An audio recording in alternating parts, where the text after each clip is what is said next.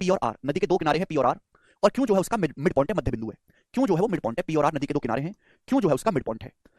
एक नाव, ठीक है, अब यहां पे जरा सवालों को ढंग से पढ़ना बेटे, सवालों को ढंग से। एक नाव पी से क्यों तक जाती है और फिर वापस आती है 12 घंटे में, और नाव पी से आर तक जाती है, नाव जो है पी से आर तक जाती है 16 घंटा 40 मिनट में, 16 घंटा 40 मिनट में, तो वापस नाव आर से पी कितने मिनट में आएगी, नाव आर से पी तक कितने मिनट में आएगी। देखो, एक नाव पी से आर तक जाती है, पी से आर तक कितने समय में जाती है, 16 घंटे 40 मिनट में, ऐसा बोला गया है।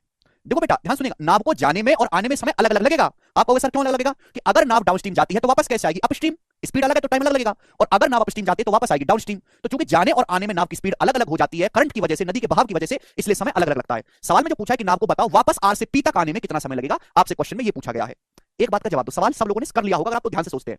सवाल बोला एक नाव को पी से क्यों तक जाने में और फिर वापस आने में 12 घंटे लगता है, यानी कि अगर कोई नाव पी से क्यों तक जाती है फिर वापस आती है कितना समय लगा, 12 घंटे।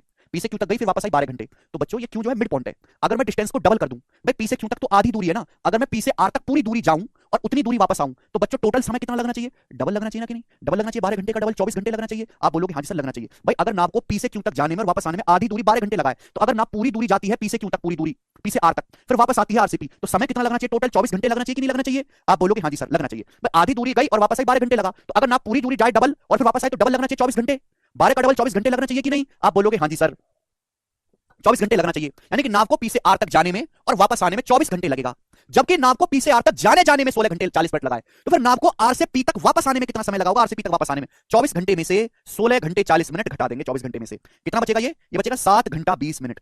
7 घंटा 20 मिनट का मतलब हो गया 7:1/3 आवर। डी ऑप्शन सवाल का आंसर है, डी।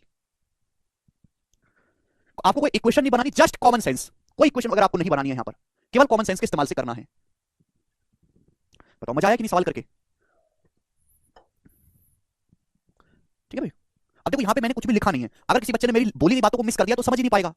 सुनना बहुत जरूरी है, सवाल में लिखा नहीं जा सकता, सवाल में लिखे तो लिखे क्या, इसमें तो केवल सोचना है और आंसर निकालना है, ठीक है जी। चलो ऐसे ही सवाल नंबर 63 है।